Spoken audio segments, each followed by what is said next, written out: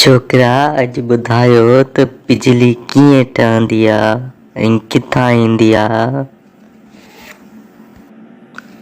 साईं मां ॿुधायांव बिजली कीअं ठहंदी आहे ऐं किथां ईंदी आहे। ॿुधायांव? चओ त ॿुधायांव, जे चओ त न ॿुधायांव मां चुप करे वियां, ॿियनि खां पुछा कयो भले।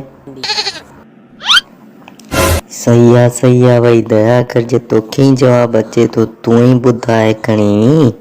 मां बि त तव्हां सां सुवाल ई कयो आहे न, तव्हां बि त स्टूडेंट आहियो क्लास जा, तव्हां ई ॿुधायो खणी। ॿुधायो कीअं ठहंदी आहे ऐं किथां ईंदी आहे। साईं थर्मल पावर मां ठहंदी आहे बिजली, हा, ऐं उतां ई ईंदी आहे। मुंहिंजो सवाल सही आहे न? जे मुंहिंजो जवाबु सही हो सही? हा हा, उम्मीद आहे त मुंहिंजो जवाबु सही ई आहे। अड़े हेॾे तोखे कीअं चयो आहे इहो? हाँ, इहो जवाबु बिल्कुलु ग़लति आहे। इहो तोखे कीअं ॿुधायो आहे थर्मल पावर मां जो ईंदी आहे बिजली? हाँ, इहो ॿुधाए मूंखे, कीअं तोखे चयो आहे? साईं छो सही आहे जवाबु? साईं सही आहे, थर्मल पावर में ईंदी आहे। कंहिंखां पुछा कर भले तूं, ॿियो केरु ॿुधाए वञे सही त ॿुधाइजां। ही रही ॻाल्हि त इहो मूंखे कंहिं ॿुधायो आहे त उहो मां तव्हांखे छो ॿुधायां। मुंहिंजो दोस्त आहे शाहजहान मशहूरी, हा, उहो प्लांटनि जा इन्हनि जा जेको सो खणंदो आहे, ठीकु आहे, हा, उहो पंहिंजे हथ जी बिजली ठाहींदो आहे। हा, काचे जे इलाइक़नि में वेंदो आहे, जोई जे इलाइक़नि में वेंदो आहे, प्लांट हणंदो आहे, उते बिजली ठाहींदो आहे। हा, मूंखे ख़बर न आहे छा?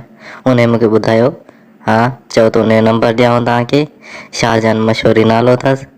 चओ त नंबर ॾियांव उनजो, तव्हां उन खां भले पुछा कयो त मुंहिंजो जवाबु सही आहे या ग़लति आहे। हा साईं सही आहे मां, हा, पंहिंजे हिसाब सां मां सही आहे। अरे यार भई त तूं भला न सुधरंदे, कॾहिं बि न सुधरंदे। हिकु त जवाबु ग़लति थो ॿुधाई, वरी जेको सो एॾी ड्रैग थो करीं, शाहजहान मशहूरी आहे, हीअं हूअं। मां भला उन जो नंबर छो वठां? मां स्टूडेंट आहियां छा? मां क्लास टीचर आहियां। हाँ, मां वरी उन खां पुछा कयां फ़ोन करे त जवाबु सही आहे या ग़लति आहे? ॿुधाए।